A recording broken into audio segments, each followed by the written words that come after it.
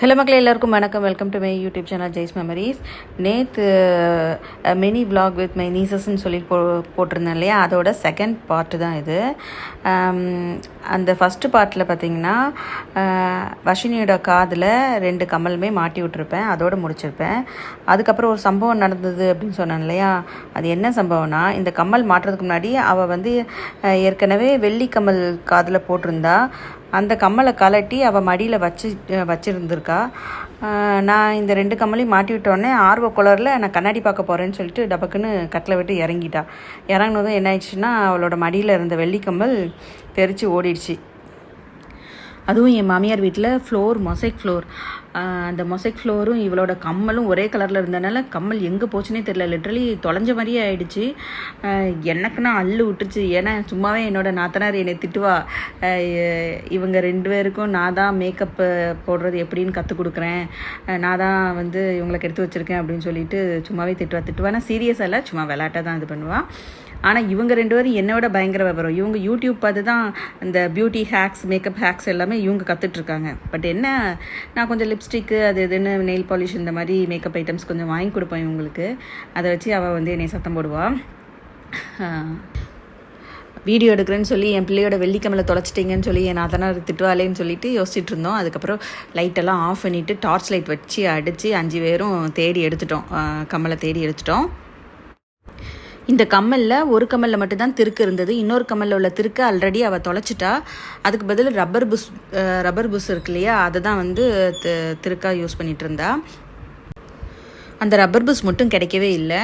So இந்த மாதிரி screw type கம்மல் நீங்கள் போடும்போது திருகாணி லூஸ் ஆகாமல் இருக்கிறதுக்கு, நல்ல சிக்குன்னு இறுக்கமாக இருக்கிறதுக்கு நம்ம ஒரு ஹேக் ஒன்று யூஸ் பண்ணலாம். அதுக்கு நம்மளுக்கு தேவையானது என்னென்னு பார்த்தீங்கன்னா, ஒரே ஒரு வெள்ளைப்பூண்டு பல்லு தான் தேவைப்படும். ஸோ இந்த மாதிரி ஒரு வெள்ளைப்பூண்டு பல் எடுத்துக்காங்க. இதில் அந்த கம்மலோட தண்டை குத்தி எடுத்துக்காங்க. அதேமாதிரி ஸ்க்ரூவையும், அந்த கம்மலோட திருக்கு இருக்கு இல்லையா, அதையும் இந்த மாதிரி குத்தி எடுத்துக்காங்க. ஸோ ஒன்ஸ் இந்த மாதிரி 2ஐயும் குத்தி எடுத்துட்டு அதுக்கப்புறம் நீங்கள் காதில் கம்மல் போட்டிங்க அப்படின்னா இந்த ஸ்க்ரூ நல்ல டைட்டாக நின்றுக்கிடும். நம்மளாக கை வச்சு கலட்டினா மட்டும்தான் கழட்ட முடியும். மற்றபடி நம்ம எப்படி யூஸ் பண்ணாலும் காதில் எவ்வளோ நாள் போட்டிருந்தாலும் இந்த திருக்கு கலண்டே வராது.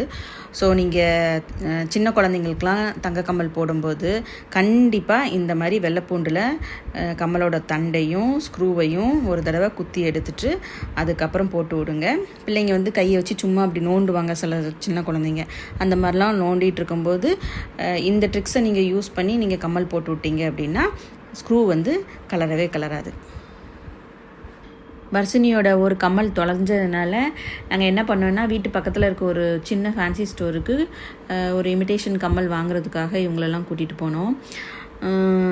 ஏன்னா என்னோடய நாத்தனார் ஒர்க் பண்ணுறா.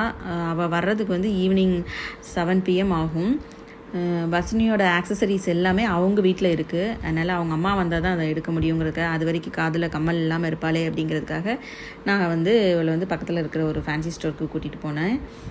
ஸோ அங்கே போயிட்டு நாங்கள் கொஞ்சம் இயரிங்ஸ் வாங்கினோம். குட்டி கடை தான், ஆனால் அழகழகான கலெக்ஷன்ஸ்லாம் வச்சுருந்தாங்க.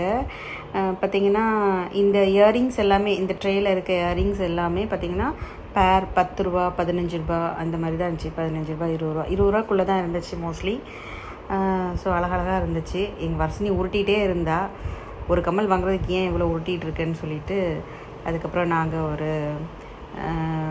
ஒரு 7 ஜோடி கம்மல் எடுத்தோம். ஆமாம், ஒரே கலரில் ஒரே மாதிரி டிசைனில் ஒரு 7 ஜோடி எடுத்தோம். அதுக்கப்புறம் அவங்க கோன் கேட்டாளுங்க கையில் வைக்கிறதுக்கு. ஸோ அதுவும் வர்ஷினி தர்ஷினிக்கு ஒன்றும், அவங்க சுபாக்கும் வர்ஷினிக்கும் ஒன்றும் 2 கோன் வாங்கிக்கிட்டோம்.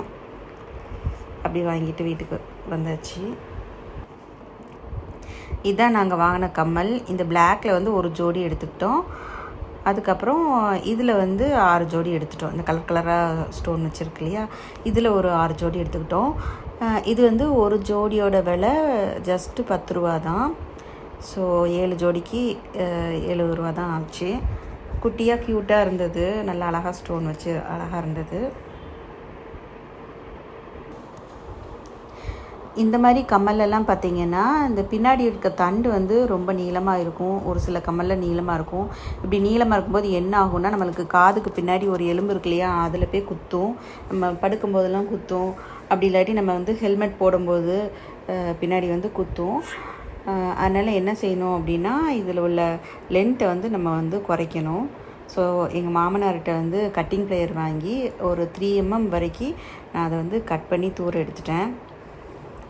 அந்த கம்மலோட தண்டோட லென்த்தை வந்து கட் பண்ணி எடுத்துட்டேன். இப்போ வந்து நம்மளுக்கு வந்து பின்னாடி அவ்வளோ குத்தாது.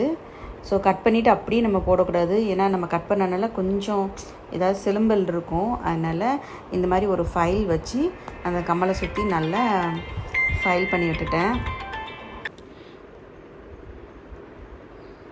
இப்படி இந்த 7 pairs ஆஃப் கம்மலையும் நான் வந்து கட் பண்ணி நல்லா ஃபைல் பண்ணி காதுக்கு பின்னாடி குத்தாத அளவுக்கு ரெடி பண்ணி கொடுத்துட்டேன் அவங்களுக்கு.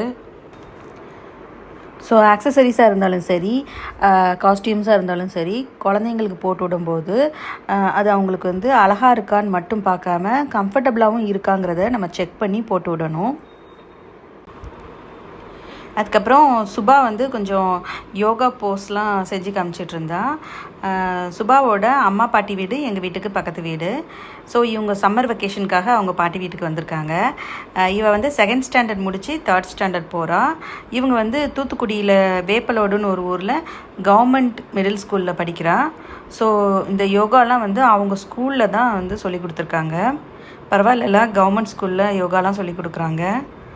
ரொம்பவே நல்லா பண்ணுனா. ஸோ அவளை பார்த்து தர்ஷினியும் கொஞ்சம் யோகாலாம் செஞ்சிட்ருந்தா. அவளும் சில போசஸ்லாம் பண்ணிகிட்ருந்தா.